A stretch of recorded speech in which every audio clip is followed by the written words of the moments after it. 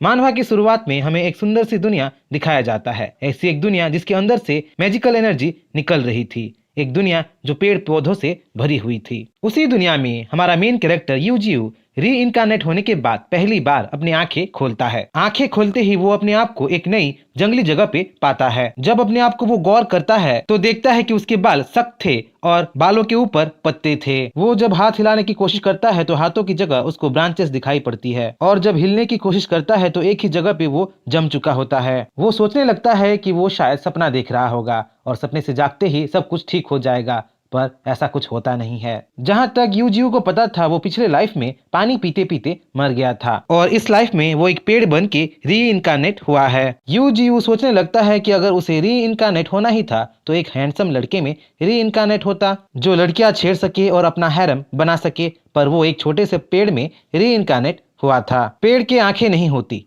ना ही वो देख सुन सकता है, पर किसी वजह से यूजीयू अच्छे से देख सुन पा रहा था। यूजीयू अपने आसपास के माहौल को देखता है। देखने से पता चलता है कि वो दो पहाड़ों के बीच एक वैली में था। उसके पास 50 ब्रांचेस थे जिनमें से वो बस एक ही को मूव कर पा रहा था। शायद दूसरे ब्रांचेस एक जगह पे रह रहे के नम हो चुके थे। दूर जंगल के अंदर से जंगली जानवरों के आवाजों को सुन के यूजीयू डर रहा था, क्योंकि वो इतना नाजुक था कि एक मामूली वुडपेकर भी उसको मार सकता था। तभी उसे आसमान में एक प्लेन दिखाई देता है।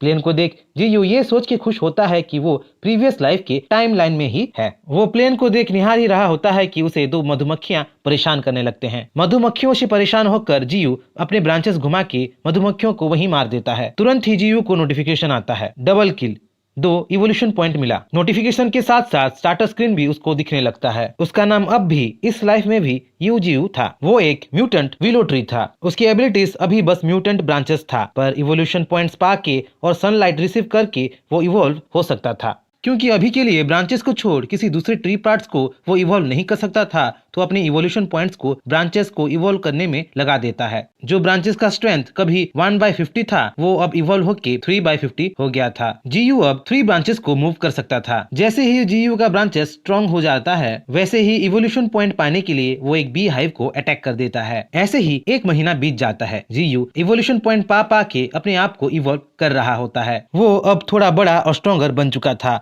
वो इतना स्ट्रॉन्गर बन चुका था कि अपने हर ब्रांचेस को अब मूव कर सकता था। उन्हीं ब्रांचेस से वो एक बड़े से पत्थर को तोड़ने की कोशिश करता है। क्योंकि पत्थर उसके अटैक रेंज से बाहर था तो जीयू पत्थर को हिट नहीं कर पाता, पर बिना हिट किए भी अपने इम्पैक्ट से पत्थर को डैमेज कर देता है। वो अब इवोल्यूशन पॉइंट्स पाने के लिए एनिमीज को अपने अटैक रेंज के अंदर ल्यूर करता था और अंदर आते ही उन पे अटैक कर देता था। वो बहुत जल्दी बढ़ रहा था। उसके रूट्स मिट्टी के गहराई तक जाके एनर्जी एब्जॉर्ब करके उसे बढ़ने में हेल्प कर रहे थे। इसीलिए वो बिना कुछ किए भी बढ़ रहा था। उसे ना बीमारी का डर था, ना ही थकान की चिंता। उसे ना स्कूल जाने का टेंशन था, ना ही खाने पीने की चिंता। वो इस दुनिया का वर्ल्ड ट्री बनने की सोच रहा था, इस दुनिया का भगवान बनने की सोच रहा था। ऐसे ही एक दिन उसके ब्रांचेस में जीयू को कुछ फॉल्कन्स के चूजे दिखते हैं जिनकी माँ उनको छोड़ के चली गई थी। क्योंकि जीयू अभी तक एक जगह से दूसरी जगह मूव नहीं कर पा रहा था तो स्काउटिंग के लिए फॉल्कन्स के चूजों को पालने की सोचता है। फॉल्कन्स जो 270 से 360 किलोमीटर पर आवर से उड़ते थे, जो चीते से भी तेज थे, वो जीयू के एरियल स्काउट बनने वाले थे। जीयू जो अपने पिछले लाइफ में कमजोर था, इस लाइफ में स्ट्रॉन्ग बनना चाहता था। इस दुनिया में जहाँ कई सारे स्ट्रॉन्ग मॉन्स्टर्स थे, जहाँ वाइल्ड वुल्फ गैंग बना के शिकार करते थे, जहाँ जायंट आंट्स और बीस्ट मंडराते रहते थे, जहाँ स्पाइडर क्वीन और जायंट गोरिल्ला जैसे जीव थे और उनका शिकार करने वाले एक्स स्नेक जैसे प्रेडेटर थे, वहाँ जीयू